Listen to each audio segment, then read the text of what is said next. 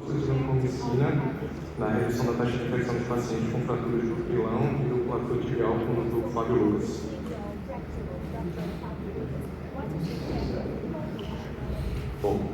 Bom dia. Vou apresentar os próximos dois. O do Márcio, ele não pôde ficar hoje, então eu vou apresentar para ele. Eles têm alguma coisa em comum, que são variações das falhas ósseas, então a gente, umas maneiras de explicar as falhas ósseas. Esse primeiro, a ideia é muito mais como profilático. Então, qual é a grande questão? O que a gente tem no cenário é que são as fraturas, a ideia foi a gente usar fraturas onde existe algum grau de impacção quando você tem a fratura. E elas em comum são fraturas de queda e fraturas que estão muitas vezes associadas à infecção. Então são fraturas que, a hora que a gente tem o trauma, a hora que você reduz a fratura, você vai ter uma falha óssea metafisada. E aí quando você faz a redução da falha óssea da superfície articular, você vai ter um buraco ali embaixo. E aí a gente pensou em o que fazer nesse buraco, como que a gente preenche ou não esse buraco. A gente sabe que pela literatura, então se você pegar nas fraturas da tíbia, então quando você tem esse preenchimento, então desde a Algover, falava que no passo do Algover você tem que pôr passo 3, enxerto ósseo embaixo. Então não é nada novo a gente colocar enxerto ósseo.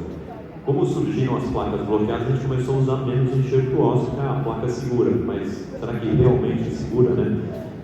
Então eu acho que a ideia de colocar enxerto ósseo continua boa. Isso a gente tem em comum também com o calcânio, que também é outra coisa muito questionável, mas esse trabalho eu achei muito bom. E ele percebeu que quando o paciente começa a andar, você tem uma diminuição do PIRA. Então, o paciente começa a andar, apesar de parecer estar consolidado, quando começa a ter um certo desabamento, porque talvez não esteja tão firme embaixo da articulação. E a mesma coisa a gente tem um outro estudo no platô. Então, se você eles pegaram desvio maiores que 2 centímetros, eles fizeram 2 grupos. Então, um grupo ele colocou enxerto, o outro não. Então, quando o paciente começa a andar, foi 35 vezes 9% de afundamento no grupo que colocou algum substituto ósseo embaixo da articulação. Então, a gente tem um suporte na literatura, não pensando em biológico, em consolidação ou pseudartrose, mas sim uma função estrutural do substituto ósseo. E aí a gente pensou nisso associar com o risco de infecção. Então, nós vamos pôr algum substituto ósseo. Então, a gente sabe que nas fraturas de planalto, quando você faz 2 incisões, a gente tem uma alta chance de infecção. Assim como nas fraturas de pilão, que é outra fratura que é muito frequente, esse trabalho deu 21% de infecção. Se o paciente era diabético, a fratura exposta subia demais esse número. Assim como no calcânio, esse é mais clássico, a gente sabe que o paciente fuma ou se o paciente tem diabetes, você tem um risco de infecção muito aumentado. Então a ideia, da onde surgiu a ideia desse trabalho? Teve esse trabalho que ficou bem famoso, que foi a colocação da vancomicina no trauma agudo. Então esse é da JAMA, prospectivo randomizado, multicêntrico bem conhecido. Tem algumas críticas, mas é comprovado que se você jogar lá o pó da vancomicina, eles tiveram na prática uma diminuição da infecção. Então, a hipótese foi essa: por que a gente não junta essas duas coisas? Então, eu tenho uma fratura que posso ter um afundamento, e tem um paciente de risco que eu posso ter infecção. Essa estatística mostra um número muito alto. Então, por que eu não faço junto essas duas coisas? Eu uso, em vez de esperar infectar, eu uso como profilático um substituto ósseo que eu possa pôr antibiótico. Então, essa é mais ou menos a ideia. Então, o objetivo foram 2: um esporte estrutural para manter a redução e a profilaxia para ver se vai num lugar que eu tenho uma falha óssea como profilático.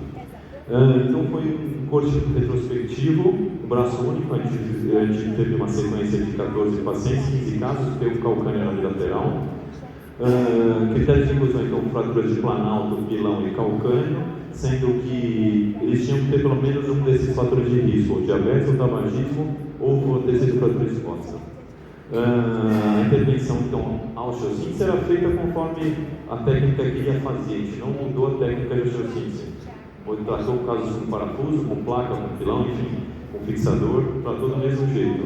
E aí realizou a análise estatística, e aí como a gente usou como substituto ósseo o perossal associado à vancomicina, e ele era colocado na falha óssea, e aí como resultado nenhum caso infectou. Então esse na verdade foi assim, puxa, quando nenhum infecta, até meio estranho, mas na prática nenhum caso infectou.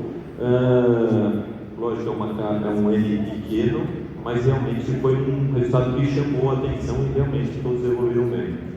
Em relação, aí a gente dava carga para o paciente, normal, normalmente com 2, 3 meses começa a dar carga nessas fraturas articulares, e aí avaliou a redução depois de com 6 meses, então o paciente está 3 meses pisando já. E aí sim, aí tiveram 2 casos que a gente teve um pouco de afundamento de perda da redução, que a gente julgou que até foi um número pequeno de perda de redução comparado com a literatura. Então aqui tem algum exemplo de alguns casos, um de cada um. Então aqui um calcânio, depois que a gente faz o levantamento, aqui a gente calcânio usa muito a via de Palmer e a fixação com parafusos. E aí a hora que surge esse buraco na metáfise, é onde a gente coloca, aí colocando o substituto ósseo, e aí a imagem do substituto ósseo na radioscopia, e aí a fixação com parafuso. Outro exemplo no planalto, então tem um de cada um, né? Então, vocês veem que depois da redução, embaixo da placa lateral ali tem um substituto ósseo, e aqui com consolidação. E aqui um pilão, então eu quis mostrar os 3 casos, vamos tratar de cada jeito, a gente trata com fixador externo muitas vezes, para fazer redução da articulação, uma via bem pequena, e aí a fixação de parafuso, estabilidade absoluta na articulação, e o fixador para metáfise, e nessa mesma via da redução colocou o substituto. E aqui depois o paciente já sem o fixador com consolidação. Então, na verdade, como eu estava falando, esses resultados eles mostraram a capacidade do substituto ósseo como um apoio estrutural. E eu acho que isso é uma coisa que é meio que subjugada hoje em dia, mesmo no trauma, eu participo um tanto. Eu acho que o substituto ósseo é uma coisa que a gente tem que pensar mais nessas lesões metafisárias. E aqui esse é um estudo bem grande, 109 pacientes, eles tiveram 30% de quando usou o autólogo contra 9% de um cálcio fosfato cimento. Então o cálcio fosfato cimento provavelmente é mais forte e tem um poder de segurar mais do que o enxerto autólogo. E casos de infecção são casos meus, todo mundo tem, e essas são fraturas que a gente tem infecção com frequência. E a gente sabe a tragédia que é quando ocorre uma infecção. E a gente teve uma força de nenhum caso infectou, que chamou a gente a atenção. Lógico que se tiver uma casuística maior, provavelmente algum vai infectar, isso é normal, mas realmente desses casos nenhum infectou. Então é uma coisa bacana. Esse é bem interessante esse estudo, eu quis fazer, gente, que a gente fala muito aqui de osteomielite, mas quanto custa uma osteomielite? Então, esse estudo falou quanto custa uma osteomielite, uma fratura que infecta. Então, é uma medida de $51.364. Pô, será que não vale a pena fazer alguma coisa antes que infecte, para que ele evite? Então, sempre evitar algo profilático talvez seja melhor. E aí, então, como ele tem uma limitação de um N muito pequeno, e o ideal, então, que a gente sugere que fosse seguido, o ideal multicêntrico seria o ideal para a gente continuar fazendo esse estudo e ver se os resultados multicêntricos. Então, a conclusão, ele serviu como evitar a infecção e manteve a redução em 86% do caso. Talvez seja interessante fazer uma sequência. Obrigado.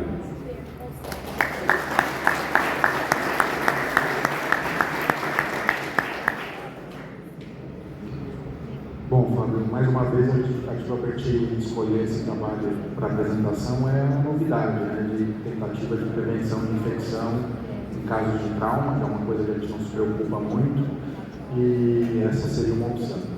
Acho que algumas considerações, assim, realmente, como o Fábio falou, o uso das placas bloqueadas fez com que a gente usasse menos enxerto para essas fraturas.